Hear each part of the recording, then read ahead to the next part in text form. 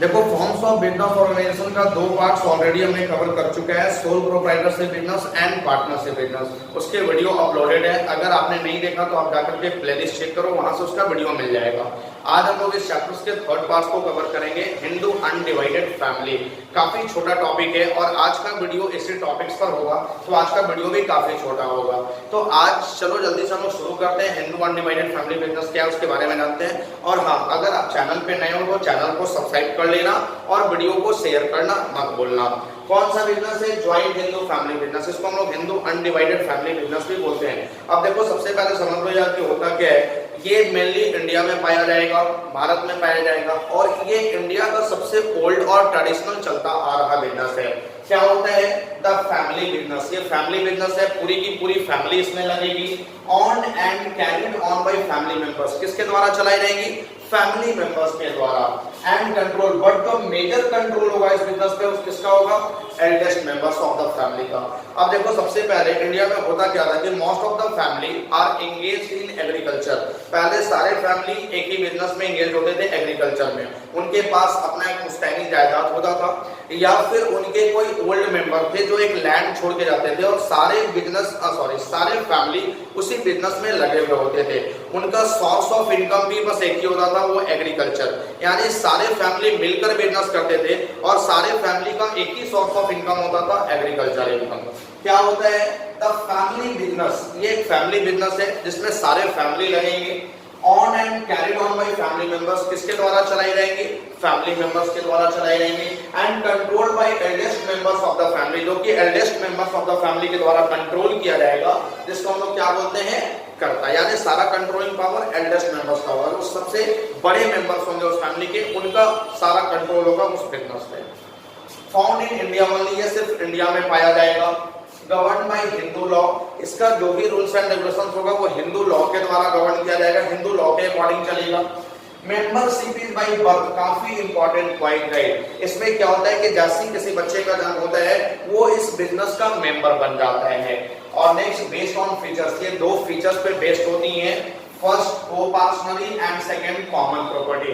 Common property जैसे हमने अभी बात किया कि इस पूरे फैमिली का बस एक ही कोई लैंड होता था, पुश्तैनी जायदाद होता था, सारे लोग उसी में एंगेज होते थे, तो कॉमन प्रॉपर्टी के बेस पे ये काम करता है। और सेकंड, को-पार्सनली। को-पार्सनली का मतलब क्या होता है? जहां सारे फैमिली मेंबर मिलके बिजनेस करते हैं और जैसे ही किसी बच्चे का जन्म होता है वो इस बिजनेस का मेंबर बन जाता है, तो वो उस बिजनेस का को-पार्टनर हो जाता है। यानी को-पार्टनरी और कॉमन प्रॉपर्टी दो इसके फीचर्स होते हैं जिसके पे ये बिजनेस हमारा बेस्ड होता है।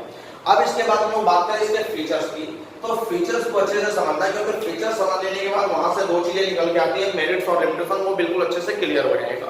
सबसे पहला फीचर हमारा क्या? फॉर्मेशन। फॉर्मेशन का मतलब कि इस तरह के बिजनेस को स्टार्ट करने के लिए मेनली दो चीजें होनी चाहिए। एक तो कम से कम दो मेंबर्स होने चाहिए और एक एंसेस्ट्रल प्रॉपर्टी होना चाहिए। एंसेस्ट्रल प्रॉपर्टी का मतलब कि जो उनका खानदानी प्रॉपर्टी है या फिर जो उनके ओल्ड मेंबर्स जो है वो प्रॉपर्टी छोड़ के गए हैं। तो इस बिजनेस को स्टार्ट करने के लिए किसी एक्ट को फॉलो नहीं करना पड़ता, रजिस्ट्रेशन करवाने की जरूरत नहीं है। बस दो चीजें होनी चाहिए, minimum 2 members and ancestral property. इसके बेस पर आप ये बिजनेस को काफी इजीली स्टार्ट कर सकते हैं। लायबिलिटी क्या होगा? तो मेनली जो यहाँ कर्ता का लायबिलिटी है वो अनलिमिटेड होगा। कर्ता का लायबिलिटी अनलिमिटेड होगा, बट जो मेंबर्स हैं उनका लायबिलिटी लिमिटेड होगा।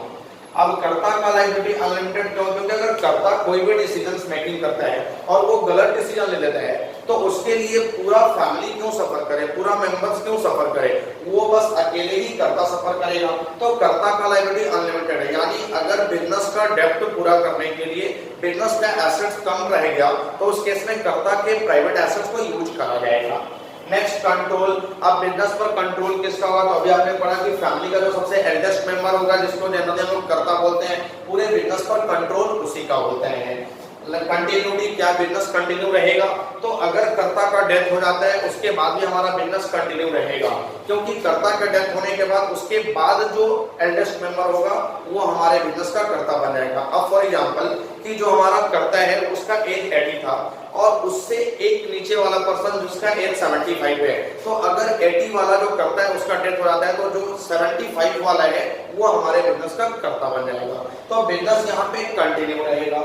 माइनर मेंबर, देखो अभी तक हमने सोल प्रोप्राइटरशिप बिजनेस पढ़ा, पार्टनरशिप बिजनेस पढ़ा। सोल प्रोप्राइटरशिप में भी कोई भी बच्चा जो है वो बिजनेस नहीं कर रहा था, या पार्टनरशिप बिजनेस में कोई माइनर पार्टनर नहीं हो रहा था, बट यहाँ पे माइनर मेंबर होगा। क्यों? क्योंकि मेंबरशिप इज बाय बर्थ। यहाँ पे जैसे किसी बच्चे का जन्म होता है वो हमारे बिजनेस का मेंबर बन जाता है, तो यहाँ पे माइनर मेंबर भी होगा। तो ये देखा इसके फीचर्स। अब इसी फीचर से मेरिट्स और लिमिटेशन या डिमेरिट्स निकल के आते हैं। क्या क्या मेरिट्स है इसके? First, effective control. यहाँ पे बिजनेस पे काफी इफेक्टिव कंट्रोल देखने को मिलता है। क्यों मिलता है? क्योंकि यहाँ पे कंट्रोल जो है वो सिर्फ और सिर्फ एंडलेस मेंबर्स के पास है। आप सोचो कि अगर सारे मेंबर्स के पास कंट्रोल करने का पावर होता, सारे मेंबर्स बिजनेस को कंट्रोल कर रहे होते, तो वहां पे एक डिसीजन पे आना कितना मुश्किल होता, एक डिसीजन पे आना काफी डिफिकल्ट होता, तो वहां पे कॉन्फ्लिक्ट्स के चांसेस बढ़ जाते, तो वहां पे बिजनेस हमारा इफेक्टिव कंट्रोल नहीं हो पाता। अब एंडलेस मेंबर्स के पास सारा कंट्रोल है, तो वहां पे काफी अच्छा इफेक्टिव कंट्रोल देखने को मिल जाता है। नेक्स्ट है हमारा कंटिन्यूटी ऑफ बिजनेस एग्जिस्टेंस, यानी यहाँ पे हमारा बिजनेस एग्जिस्टेंस कंटिन्यू रहेगा। क्योंकि अभी आपने पढ़ा कि अगर कर्ता का डेथ हो जाता है तो उसके बाद वाला जो एल्डेस्ट मेंबर है वो हमारा कर्ता हो जाएगा, और जब वो कर्ता हो जाएगा तो फिर बिजनेस हमारा कंटिन्यू रहेगा, बिजनेस बंद नहीं होगा। Next, limited liability of member. यहाँ पे मेंबर्स का लायबिलिटी क्या होगा? लिमिटेड होगा, यानी मेंबर्स के पर्सनल एसेट्स को यूज नहीं करे जाएंगे। तो इससे अच्छी कौन सी बात है? यहाँ ये अच्छा मेरिट्स बन जाता है कि मेंबर्स के पर्सनल एसेट को यूज नहीं किया जाएगा। और इंक्रीज लॉयल्टी एंड कोऑपरेशन, यहाँ पे एक लॉयल्टी और एक कोऑपरेशन देखने को मिल जाता है, क्योंकि सारे फैमिली मेंबर्स आपस में मिलजुल करके काम करते हैं, आपस में कोई लड़ाई झगड़ा नहीं होता है, तो यहाँ पे लॉयल्टी और कोऑपरेशन इंक्रीज करते हैं। फॉर एग्जांपल कि एक पार्टनरशिप फर्म में 4 पार्टनर्स हैं, एक्स, वाई, जेड और एम। अगर किसी कारण से वाई और जेड को ये बीमार पड़ जाते हैं तो एक्स और एम ये सिर्फ अपना काम करेंगे, वाई और जेड का काम करने से पहले ये सोचेंगे, इवन वाई और जेड का ये काम भी नहीं करेंगे। बट अगर हम एक family, Hindu undivided family business की बात करें, वहां पे 4 मेंबर्स हैं, एक्स, वाई, जेड और एम। एक्स, वाई और जेड जो ये छोटे छोटे बच्चे हैं, और एक्स और एम ये आपके पेरेंट्स हैं। तो यहाँ पे अगर वाई और जेड बीमार पड़ जाते हैं तो इनका काम एक्स और एम इजीली कर देते हैं, क्योंकि इनको पता है कि वो हमारा ही फैमिली मेंबर्स हैं। तो यहाँ पे एक लॉयल्टी और एक कोऑपरेशन देखने को मिल जाता है। तो ये थे इसके मेरिट्स। अब हम लोग बात करें इसके लिमिटेशन की, तो सबसे पहला लिमिटेड रिसोर्सेज। अब यहाँ पे बोला गया कि आपका जो हिंदू अनडिवाइडेड फैमिली है उसका रिसोर्सेज काफी लिमिटेड होता है। क्यों लिमिटेड होता है? क्योंकि इनके पास प्रॉपर्टी के नाम पे बस एक एंसेस्ट्रल प्रॉपर्टी है, एक पुश्तैनी जायदाद है, इसके अलावा इनके पास और कुछ भी नहीं है। जनरली एक सोल ट्रेड बिजनेस इससे ज्यादा रिसोर्सेज लगा देते हैं, बट यहाँ पे हिंदू अनडिवाइडेड फैमिली में रिसोर्सेज काफी लिमिटेड हो जाते हैं। इसके बाद नेक्स्ट है अनलिमिटेड लायबिलिटी ऑफ कर्ता। कर्ता का लायबिलिटी क्या है? अनलिमिटेड है। अब देखो लायबिलिटी को सबसे अच्छे से समझना। जनरली आप लायबिलिटी को लिमिट में भी मेरिट्स में भी लिख सकते हो और डिमेरिट्स में भी लिख सकते हो। अगर लायबिलिटी लिमिटेड है तो आप उसको मेरिट में लिखोगे, और लायबिलिटी अनलिमिटेड है तो आप उसको डिमेरिट्स में लिखोगे। तो यहाँ पे कर्ता का लायबिलिटी अनलिमिटेड है, यानी कर्ता के पर्सनल एसेट्स को भी यूज किया जाएगा डेब्ट्स का पेमेंट करने के लिए। तो ये कहीं ना कहीं हमारा एक लिमिटेशन बन जाता है। नेक्स्ट, डोमिनेंस ऑफ कर्ता, काफी इंपॉर्टेंट पॉइंट है। अब यहाँ पे जो भी डिसीजन मेकिंग है, जो भी यहाँ पे कंट्रोलिंग पावर है, वो सिर्फ एल्डेस्ट मेंबर्स के पास यानी कर्ता के पास है। सारे डिसीजन मेकिंग वही कर रहे हैं। तो कभी कभी कुछ फैमिली मेंबर्स को उसका डिसीजन से वो एग्री नहीं होते हैं, तो वहां पे कॉन्फ्लिक्ट्स के चांसेस बढ़ जाते हैं, सारे मेंबर्स के आपस में लड़ाई होने के चांसेस बढ़ जाते हैं, क्योंकि उनको कहीं ना कहीं लगता है कि कर्ता जो उनको डोमिनेट कर रहा है, सारा डिसीजन मेकिंग वही कर रहा है, तो यहाँ पे कॉन्फ्लिक्ट के चांसेस बढ़ जाते हैं। तो ये हमारा एक लिमिटेशन बन जाता है। और लास्ट, लिमिटेड मैनेजरियल स्किल। अब लिमिटेड मैनेजरियल स्किल आपने सोल प्रोप्राइटरशिप बिजनेस में पढ़ा था कि वहां पे बस एक सिंगल ऑनर है, तो वो हर फील्ड में परफेक्ट नहीं हो सकता है, तो वहां पे एक लिमिटेड उसके पास मैनेजरियल स्किल है। तो यहाँ भी क्या है कि जितने भी फैमिली मेंबर्स हैं वो सारे मेंबर्स हर फील्ड में परफेक्ट नहीं हो सकते हैं, तो इनके पास भी मैनेजरियल स्किल काफी लिमिटेड हो जाता है, क्योंकि इनका सोर्स ऑफ इनकम भी काफी लिमिटेड है। तो ये जनरली प्रोफेशनल्स को हायर नहीं कर सकते हैं मैनेजरियल स्किल को बढ़ाने के लिए, तो इनका मैनेजरियल स्किल काफी लिमिटेड हो जाता है। तो ये थे गाइड आज के 4 topic, joint Hindu family business, features, merits and limitation. I hope कि आपको अच्छे से समझ में आएंगे।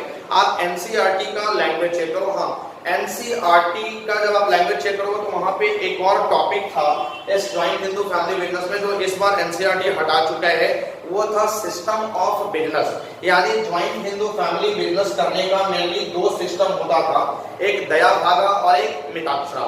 तो वो सिस्टम को हटा दिया गया एनसीईआरटी के बुक से।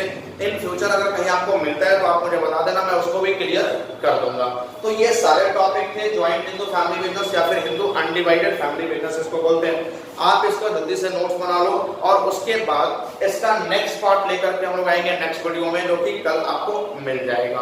तो आई होप कि आपको अच्छे से समझ में आए होंगे। आप इसको पढ़ना मत भूलें और वीडियो को लाइक और शेयर करते रहें। Thank you.